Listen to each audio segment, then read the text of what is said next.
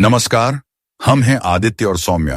और आपका स्वागत है घटना चक्र के इस नए और ज्ञानवर्धक सफर में।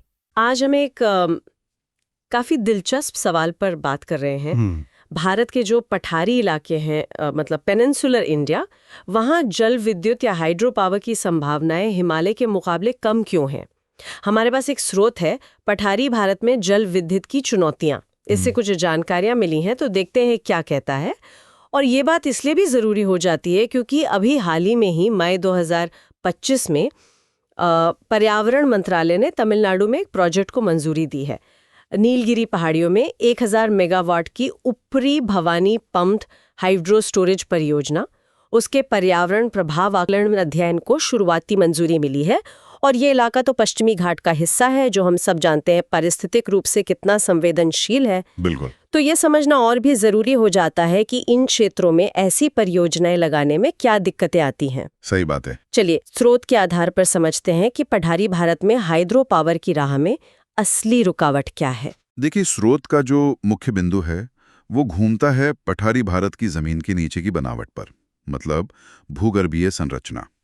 चाहे दक्कन का पठार हो, छोटा नागपुर पठार हो या बुंदेलखंड, ये इलाके ज्यादातर बहुत पुरानी और कठोर चट्टानों से बने हैं। कठोर चट्टानें जैसे? हाँ, जैसे आग्नेय चट्टानें, इग्नियस रॉक्स, इसमें बेसाल्ट है, ग्रेनाइट है, और कायांतरित चट्टानें भी, मतलब मेटामॉर्फिक रॉक्स। अच्छा, यानी ये चट्टानें बहुत ज्यादा सख्त होती हैं। स्रोत कहता है कि इनमें दरारें भी कम होती हैं और ये आसानी से कटती घिसती नहीं है, मतलब अपरदन प्रतिरोधी हैं। बिल्कुल। तो इसका मतलब हुआ कि इन पर जलाशय बनाना या बांध बनाना ये सब बहुत महंगा पड़ता होगा और शायद मुश्किल भी। हाँ, महंगा भी, जोखिम भरा भी, और तकनीकी रूप से जटिल भी। क्योंकि देखिए, बांध की नींव खोदनी हो या पानी लाने ले जाने के लिए सुरंगें बनानी हो, इन कठोर चट्टानों को काटना पड़ता है। इसमें वक्त बहुत लगता है, पैसा भी ज्यादा लगता है, और तकनीक भी एडवांस चाहिए, जैसी हिमालय में मिलती हैं। बांध के लिए वो ज्यादा अच्छी होती हैं। अच्छा, तो ये हिमालय क्षेत्र से एकदम अलग मामला हो गया है ना? हाँ, बिल्कुल अलग। वहाँ तो शायद जमीन थोड़ी नरम है, ढलान भी ज्यादा तेज है, नदियों में बहाव भी ज्यादा है। यही सब जल विद्युत के लिए अच्छा माना जाता है। हाँ, हिमालय में भू संरचना अलग है। ज्यादातर तलछटी चट्टानें हैं, सेडिमेंट्री, वो उतनी कठोर नहीं होती। और वहाँ तेज ढलान और पानी का ज्यादा बहाव वो टरबाइन घुमाने के लिए जरूरी हेड यानी ऊंचाई आसानी से दे देता है। हालांकि ऐसा नहीं कि हिमालय में अपनी चुनौतियां नहीं है। वहां भूस्खलन का खतरा है, भूकंप का जोन है। सही बात है। लेकिन सिर्फ चट्टानों की प्रकृति के लिहाज से देखें तो पठारी भारत में ज्यादा बड़ी चुनौती है। ये दिलचस्प है कि स्रोत कुछ और वजहों को खारिज भी करता है। जैसे एक आम सोच होती है कि शायद पठार में पानी कम बरसता है। हाँ, पर स्रोत कहता है कि पश्चिमी घाट जैसे इलाकों में तो अच्छी खासी बारिश होती है, मतलब 800 से 1200 मिलीमीटर सालाना औसत। बिल्कुल। तो पानी की कमी अपने आप में अकेली या मुख्य बाधा नहीं है। अच्छा। और एक और बात कही जाती है कि पठारी नदियों में उतनी ढलान या गिरावट नहीं है। हाँ, ये तर्क भी दिया जाता है। पर ये भी पूरी तरह सही नहीं है। आप देखिए, कावेरी है, तुंगभद्रा है, शरावती है, इन पर कई झरने हैं। कर्नाटक में शरावती पर जोग फॉल्स कितना मशहूर है। हाँ, जोग फॉल्स। और मॉनसून में तो इन नदियों में पानी का बहाव भी काफी तेज हो जाता है। तो ये चीजें हैं। लेकिन जो सबसे बड़ी बुनियादी रुकावट है वो चट्टानें ही है, वो भूगर्भीय संरचना।